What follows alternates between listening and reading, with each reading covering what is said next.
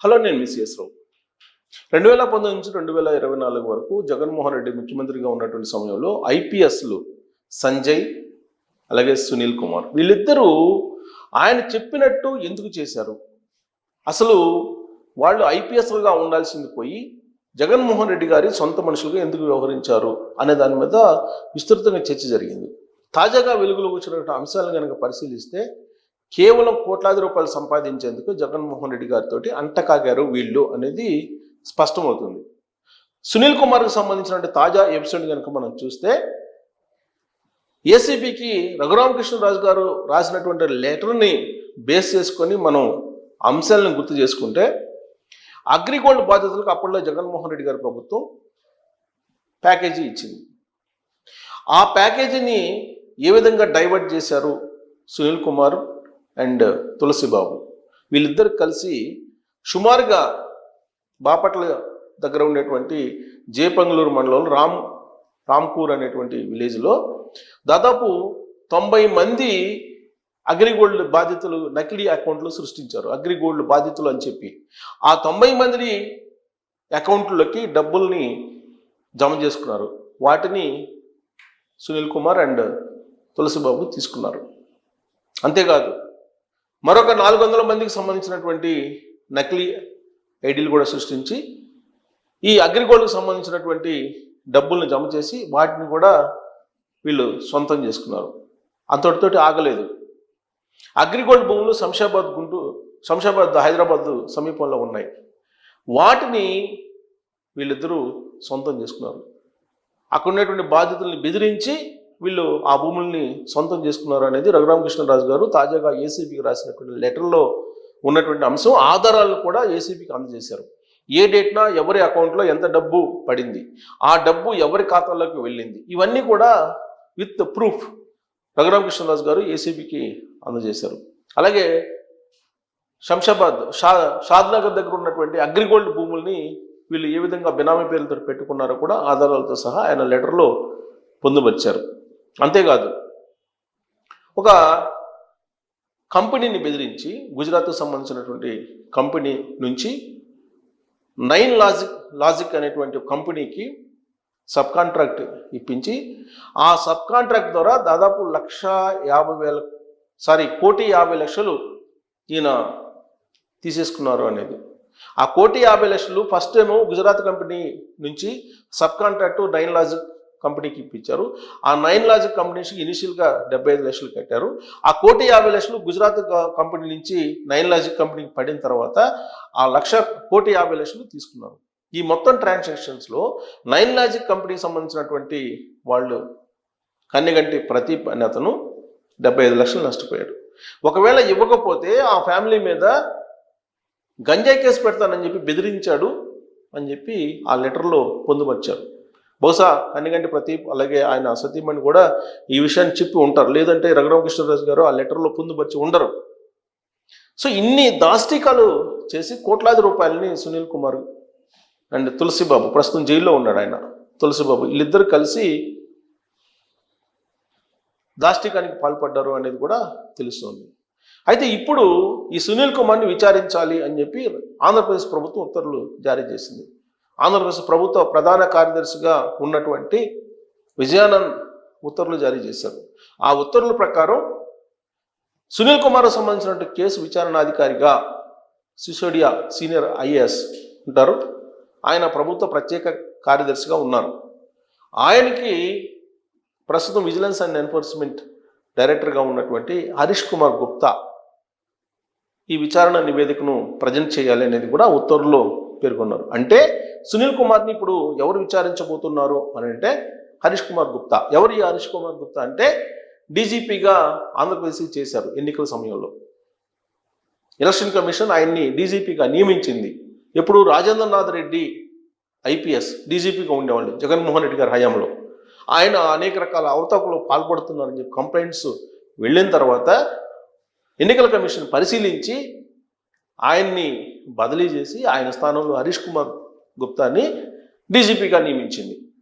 అయితే ఇప్పుడు చంద్రబాబు నాయుడు గారు అధికారంలోకి వచ్చిన తర్వాత డీజీపీగా ద్వారకా తిరుమలరావు గారిని నియమించి హరీష్ కుమార్ గుప్తా గారిని విజిలెన్స్ అండ్ ఎన్ఫోర్స్మెంట్ డైరెక్టర్గా చేసింది. ఆయన ఇప్పుడు సునీల్ కుమార్ కేసుని విచారించబోతూ ఉన్నారు. ఏంటి సునీల్ కుమార్ కేసు అని అంటే, రఘురామకృష్ణరాజు గారు కంప్లైంట్ చేశారు. ఎంపీగా ఉన్నప్పుడు తనని అరెస్ట్ చేసి సిఐడి ఆఫీస్లో రాత్రంతా ఉంచి తన మీద 3rd డిగ్రీ ప్రయోగించారు, రాజద్రోహం కేసు పెట్టి అని చెప్పి ఆయన అప్పట్లో కేసు పెట్టారు. అయితే ఆ కేసు రిజిస్టర్ కావాలి అప్పట్లో. అయితే ఇప్పుడు కూటమి ప్రభుత్వం వచ్చిన తర్వాత ఆ కేసుని రిజిస్టర్ చేశారు. ఆ కేసుని రిజిస్టర్ చేయడాన్నే తప్పుపడుతూ ఇది కేంద్ర సర్వీసులకు విరుద్ధం అని చెప్పి సునీల్ కుమార్ తన ట్విట్టర్ పేజీలో, తన ఇన్స్టాగ్రామ్లో పోస్ట్ చేశారు. దాన్ని బేస్ చేసుకొని ప్రభుత్వ విధుల్ని అడ్డుకునేలాగా ఈయన వ్యవహరించాడని చెప్పి కేసు సునీల్ కుమార్ మీద ఉంది. ఆ కేసుకు సంబంధించి విచారించాలి. ఇప్పుడు ఆ కేసుని గురించి విచారించడానికి హరీష్ కుమార్ గుప్తా గారు సన్నద్ధం అవుతున్నారు. బహుశా రేపో మాపో సునీల్ కుమార్ని పిలిచి విచారించేటువంటి అవకాశం ఉంది. విచారించడంతో పాటు ఆయన మీద ఉన్నటువంటి అభియోగాలు అనేకం ఉన్నాయి. ఈ అభియోగాలు అన్నిటిని కూడా ఆయన ప్రూవ్ చేసుకోవాలి. రఘురామకృష్ణరాజు గారిని అరెస్ట్ చేసి 3rd డిగ్రీ ప్రయోగించారా లేదా, తులసిబాబు లీగల్ అడ్వైజర్ రూపంలో ఆన్ పేపర్ చూపిస్తూ అతన్ని హత్యాయత్నం చేయడానికి పురిగొలిపారా లేదా, ముసుగులో వచ్చినటువంటి ముగ్గురు ఎవరు, వీటన్నిటికీ సునీల్ కుమార్ సమాధానం చెప్పాలి. ఇప్పటికే కీలకమైన సమాచారాన్ని జైల్లో ఉన్నటువంటి తులసిబాబు ఇచ్చారని చెప్పి తెలుస్తోంది. విజయపాల్ విచారణాధికారిగా అప్పట్లో ఉన్నారు రఘురామకృష్ణరాజు కేసులో. ఆయన కూడా కొంత సమాచారాన్ని ఇచ్చారు, బట్ పూర్తి స్థాయిలో ఇవ్వలేదు అని చెప్పి పోలీసులు చెప్తూ ఉన్నారు. విజయపాల్ ఏమో నాకు తెలియదు, గుర్తులేదు, వయసు రీత్యా నేను కోఆపరేట్ చేయలేదని చెప్పి ఆయన చెప్పారు. తులసిబాబు ఏమో ఒక పెద్ద ర్యాలీగా విచారణకి వెళ్ళాడు ఒంగోలుకి, పేరు కార్లు వేసుకొని. సో ఆయన కూడా ఏమి చెప్పలేదు, కాకపోతే కొన్ని క్లూలు అయితే ఇచ్చారు అని చెప్పి చెప్తున్నారు. ఆ క్లూలను బేస్ చేసుకుని ఇప్పుడు సునీల్ కుమార్ని విచారించబోతున్నారు. సిఐడి మాజీ చీఫ్ అయిన సునీల్ కుమార్ ఈయన్ని విచారించబోతున్నారు అని చెప్పి తెలుస్తుంది. సో ఈ విచారణగా పూర్తయితే కనుక ఖచ్చితంగా సునీల్ కుమార్ జైల్లోకి వెళ్ళే అవకాశం ఉందని చెప్పి రఘురామకృష్ణరాజు గారు భావిస్తున్నారు. ఆయన లెక్క కూడా అదే. ఈ విచారణ జరుగుతున్నటువంటి సమయంలోనే సమాంతరంగా ఏసీబీకి సంబంధించినటువంటి కేసు కూడా బుక్ అయ్యేటువంటి అవకాశం ఉంది సునీల్ కుమార్ మీద. అది కూడా బుక్ అయితే కనుక ఖచ్చితంగా సునీల్ కుమార్ ఇప్పట్లో జైలు నుంచి బయట రాకుండా అరెస్ట్ అయ్యేటువంటి అవకాశం ఉంది అనేటువంటి అంచనా రఘురామకృష్ణరాజు గారు వేస్తూ ఉన్నారు. ప్రస్తుతం జైల్లో ఉన్నటువంటి తులసిబాబు బెయిల్ మీద రావడానికి ప్రయత్నం చేస్తున్నారు. అందుకే రఘురామకృష్ణరాజు గారు ఆల్రెడీ ప్రతివాదిగా తన పిటిషన్ని ఇంప్లీట్ చేయాలని ఆ కేసులో అని చెప్పి ఆయన హైకోర్టుకి ఇస్తే హైకోర్టు ఆ కేసుని విచారణని వాయిదా వేసింది. ఇప్పుడు తులసిబాబు జైల్లో ఉన్నారు.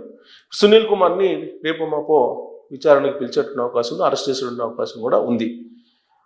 అయితే అందరికీ ఆశ్చర్యకరం ఏంటంటే, జత్వానీ కేసులో కాంతిరాణి తాత కానీ, లేదా సీతారామాంజనులు కానీ, విశాల్ గున్ని కానీ, లేదా సంజయ్ కుమార్ ఐపీఎస్ కానీ, లేదా సునీల్ కుమార్ ఐపీఎస్ కానీ, వీళ్ళందరూ ఐపీఎస్లే. ఐపీఎస్ అంటేనే అదొక డిగ్నిటీ, అదొక 3 సింహాలు కనిపిస్తూ ఉంటాయి. అలాంటి ఐపీఎస్లు జగన్మోహన్ రెడ్డి గారి పంచలో, జగన్మోహన్ రెడ్డి గారి మనుషులలాగా వ్యవహరించారనేది వాళ్ళ మీద ఉన్నటువంటి ఆరోపణలు. ఇంతకాలం అసలు ఎందుకు వ్యవహరించారు ఆ విధంగా జగన్మోహన్ రెడ్డి పట్ల? గతంలో ఎప్పుడూ లేని విధంగా జగన్మోహన్ రెడ్డి మనుషులుగా ఎందుకు వ్యవహరించారు ఐపీఎస్లు అని దాని మీద పెద్ద విస్తృతం చర్చ జరిగింది సమాజంలో. ఇప్పుడు వాటికి సమాధానం వస్తుంది. సునీల్ కుమార్ ఏమో ఎస్టీ కేసులకు సంబంధించినటువంటి అవగాహన కల్పించడానికి ఆయనేమో కొన్ని కోట్ల రూపాయలను దోచేశాడు శిక్షణా తరగతులు పెట్టినట్టు. సునీల్ కుమార్ గారేమో ఇప్పుడు అగ్రిగోల్డ్కు సంబంధించినటువంటి బాధితుల నుంచి నిధులను డైవర్ట్ చేసుకున్నాడు. అలాగే బినామీ కంపెనీ ఒకటి గుజరాత్కి సబ్ కాంట్రాక్ట్ ఇప్పించి అక్కడ కొన్ని కోట్ల రూపాయలు కొట్టేశారు. అంటే కోట్లాది రూపాయలు దోచుకోవడానికి జగన్మోహన్ రెడ్డి గారు ఇచ్చినటువంటి అవకాశం. దానికి ఉడతాభక్తిగా, దానికి ప్రతిఫలంగా జగన్మోహన్ రెడ్డి గారి మనుషుల్లాగా ఐపీఎస్లు వ్యవహరించారు అనేటువంటి సమాధానం ఈ కేసులు, ఈ ఫిర్యాదులు, ఈ ఆరోపణల రూపంలో స్పష్టతను ఇస్తూ ఉన్నాయి. సో సునీల్ కుమార్ అలాగే సంజయ్ వీళ్ళిద్దరిని డిస్మిస్ చేయాలా, లేదా అరెస్ట్ చేయడం వరకు, సస్పెండ్ చేయడం వరకు పరిమితం చేయాలా? ఏం చేయాలి ఈ ఐపీఎస్ని? అలాగే సీతారామయ్యని ఏం చేయాలి? విశాల్ గునిని ఏం చేయాలి? కాంతిరాణి తాతాన్ని ఏం చేయాలి? ఇలాంటి ఐపీఎస్లు ఆంధ్రప్రదేశ్కి అవసరమా అనే దాని మీద కామెంట్ రూపంలో మీ అభిప్రాయం తెలియజేయచ్చు. Thank you very much.